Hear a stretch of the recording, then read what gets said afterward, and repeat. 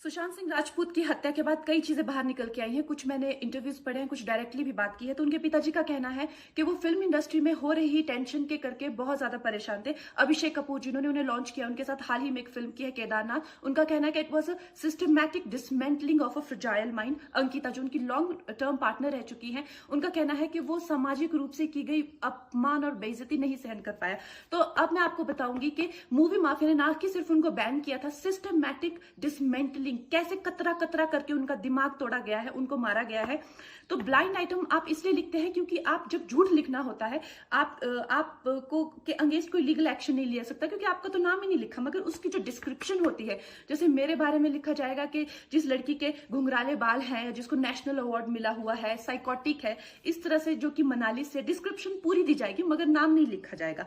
23 अगस्त 2017 को बॉलीवुड लाइव सुशांत के बारे में लिखता है कि वो जब भी सेक्स करता है तो सिर्फ अपने ही गाने सुनता है, वो सबसे बड़ा नार्सिसिस्ट है। 16 दिसंबर 2016 में मुंबई मिरर लिखता है कि सुशांत एक ट्रक ड्राइवर की तरह लगता है। 22 फरवरी 2019 को मुंबई मिरर लिखता है कि पार्टी में तमाशा करने के बाद सुशांत ने कांच की बोतल एक डायरेक्टर के सर पे दे मारी। 18 अक्टूबर 2018 को डीएनए लिखता है कि सुशांत ने अपनी को एक्टर का रेप किया और वो मीटू के चलते अब जेल जा सकता है। और ऐसी न जाने कितने अनगिनत झूठ।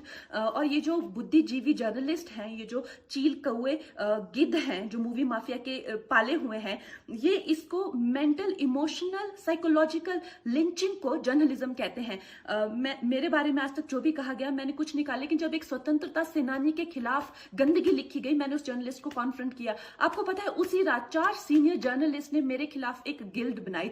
ऐलान किया गया कि इसकी फिल्म को बैन किया जाए, फ्लॉप किया जाए।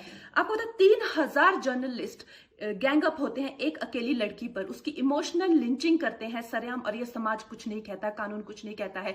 मैंने उन पे केस करने की कोशिश की, मगर 1 महीने बाद वो गायब हो गए। मेरी फिल्म रिलीज हुई, गायब हो गए। तो मेरा कहने का मतलब ये है कि अगर ये समाज जिस अन्याय की बुनियाद पर खड़ा है और कभी आवाज नहीं, आप ये पढ़ते हैं, चटकारे लेते हैं, कभी आपने सोचा है कि कभी नेपो किड्स के बारे में ये क्यों नहीं लिखा जाता है? तो ये अन्याय का फंदा किसी दिन आपके बच्चों के गले में लटका मिलेगा, आपके गले में लटका मिलेगा। इसलिए जब तालियां बजेगी और सीटियां बजेगी, तब आपको पता चलेगा कि क्या गुजरती होगी।